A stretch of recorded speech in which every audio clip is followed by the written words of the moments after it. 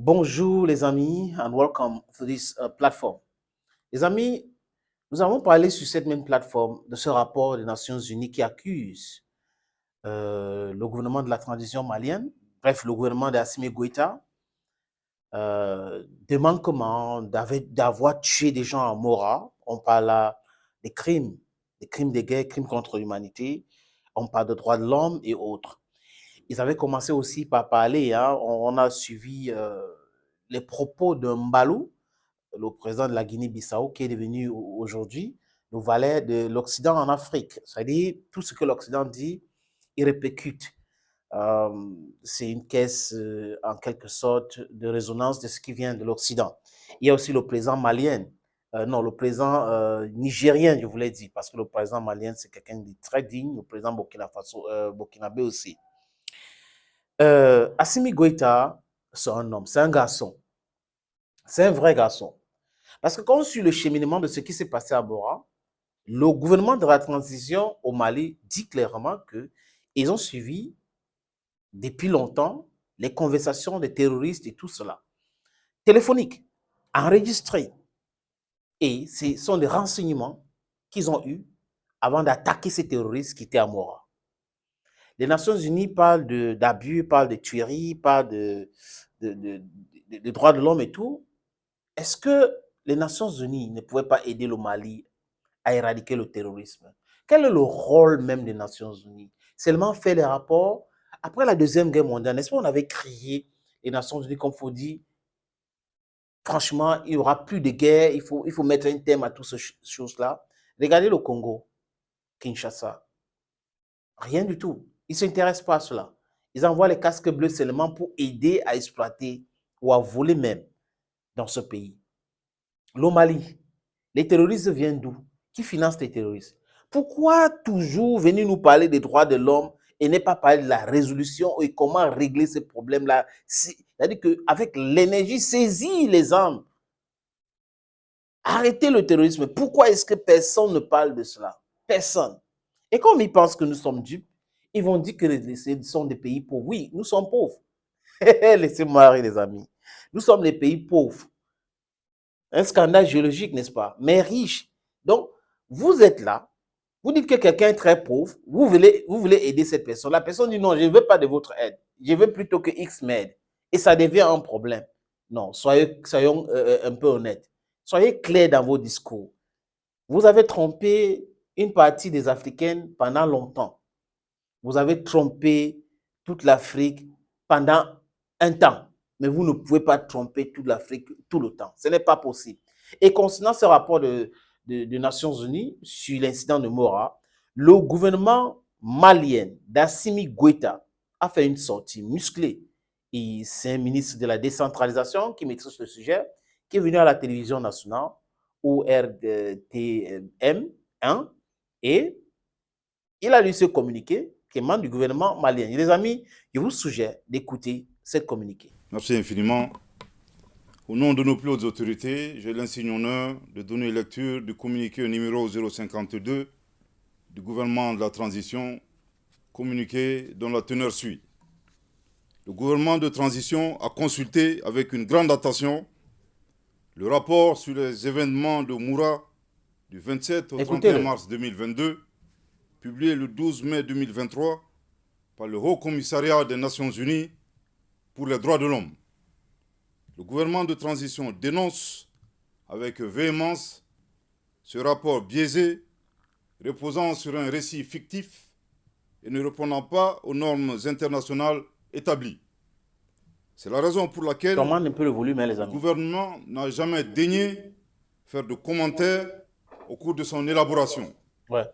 Après l'opération aéroportée réussie de nos vaillantes forces armées à Moura, à la demande du gouvernement de transition, la justice militaire a décidé d'ouvrir une enquête judiciaire pour élucider les éventuels cas de violation des droits de l'homme.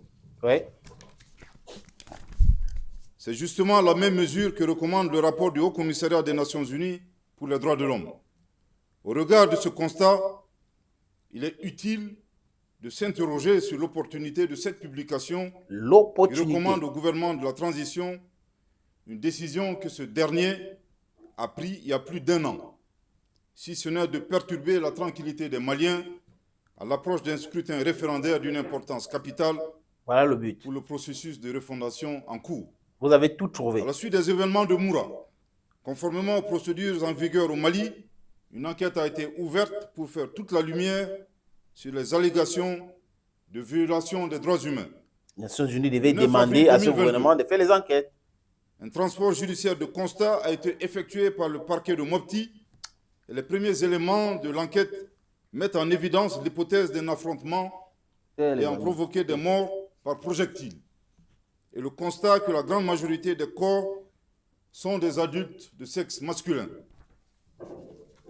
Sur le plan sécuritaire, il n'échappe à personne que l'intervention militaire des forces armées maliennes a été salutaire et a apporté beaucoup de quiétude à la population, signe que la défaite infligée à la Katiba Massina et à ses sponsors étatiques étrangers a permis de les désorganiser durablement. Sponsors étatiques Aucun étrangers. ressortissant civil de Moura n'a perdu la vie pendant l'opération militaire.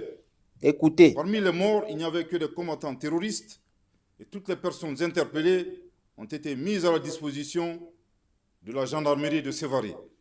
les Après détails, hein. enquête, les personnes interpellées ont été transférées au service d'investigation judiciaire de la gendarmerie nationale de Bamako, puis mises à la disposition de la justice. L'enquête poursuit son cours et le gouvernement du Mali est déterminé à faire aboutir cette procédure dans le respect strict des droits de l'homme et en toute indépendance. Il importe toutefois de préciser que l'enquête a nécessité des actes plus approfondis qui sont actuellement en cours d'exécution. Les délais nécessaires à la manifestation de la vérité doivent être respectés pour, d'une part, préserver l'enquête des influences et des manipulations médiatiques et, d'autre part, donner le temps aux enquêteurs indépendants de mener leurs analyses et formuler leurs conclusions selon le rythme approprié. Pourquoi c'est En plus de précipité l'enquête pour conduite faire le par le rapport? ministère de la Défense et des anciens combattants, une enquête judiciaire a été ouverte sous la responsabilité du pôle judiciaire spécialisé. Les résultats de ces enquêtes seront portés à la connaissance de l'opinion nationale en temps opportun.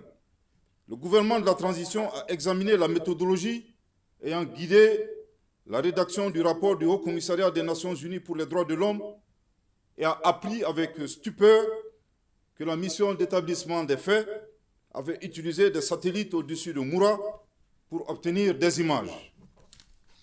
Le gouvernement de la transition informe l'opinion nationale et internationale qu'en aucun moment, ni la MINUSMA, ni le Haut Commissariat aux droits de l'homme ne lui ont adressé une demande d'autorisation pour reprendre des images de Moura grâce à des satellites.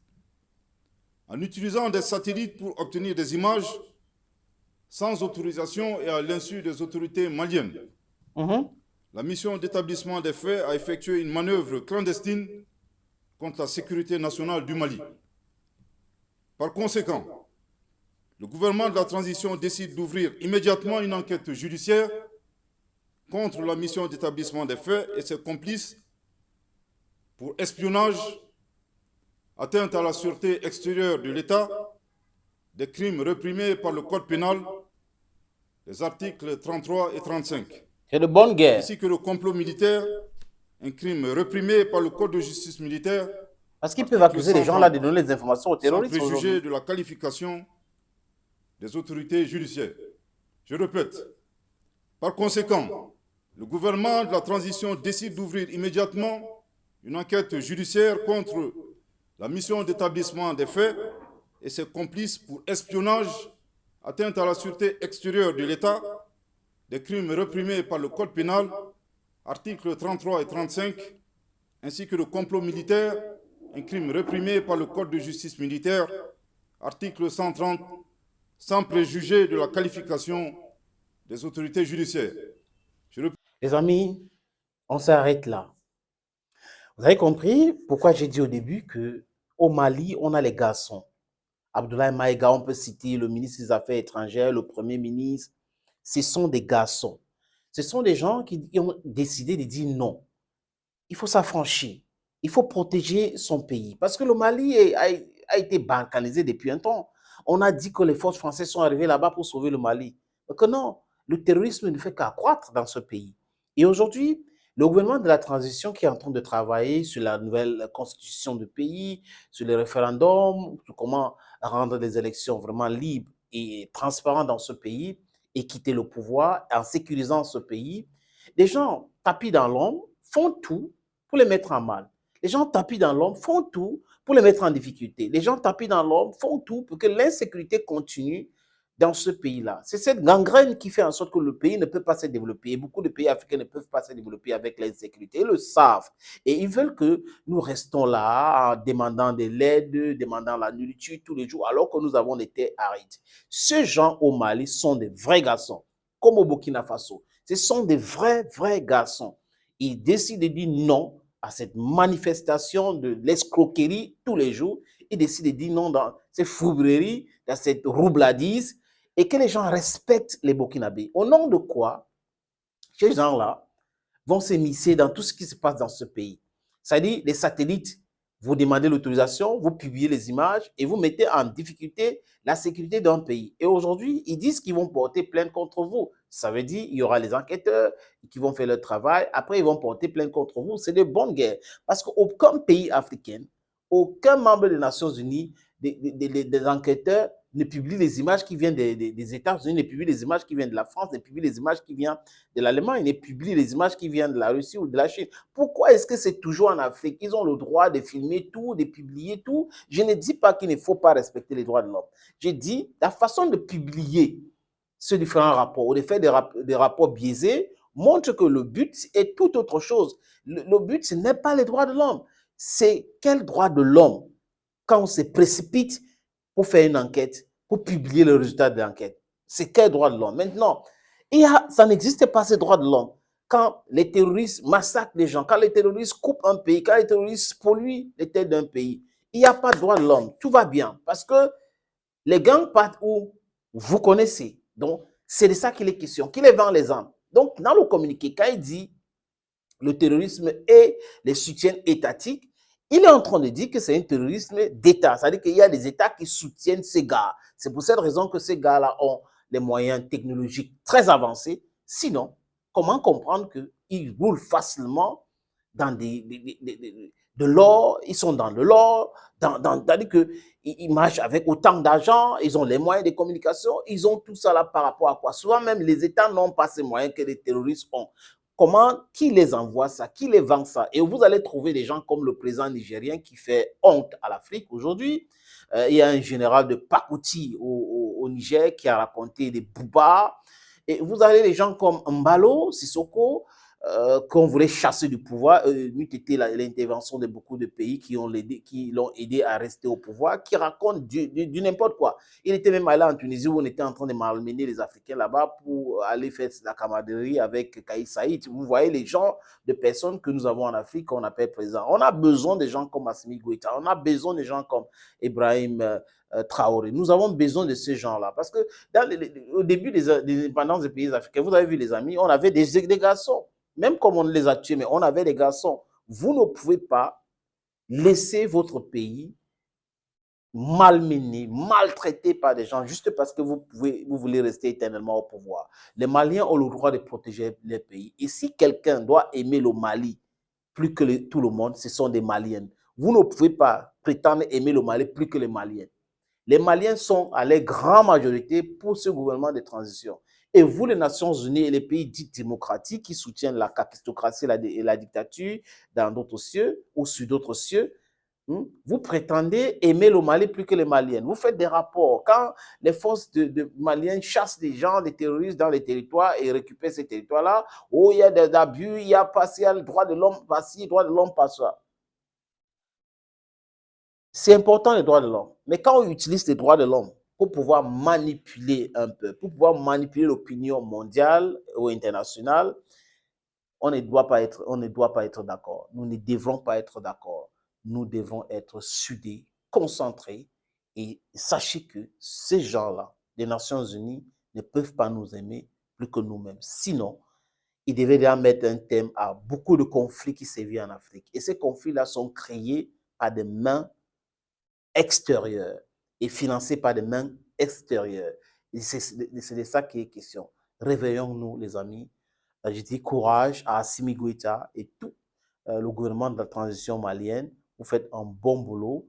C'est ça, l'Afrique. Et c'est l'Afrique qui gagne. Les amis, à très bientôt sur cette même plateforme.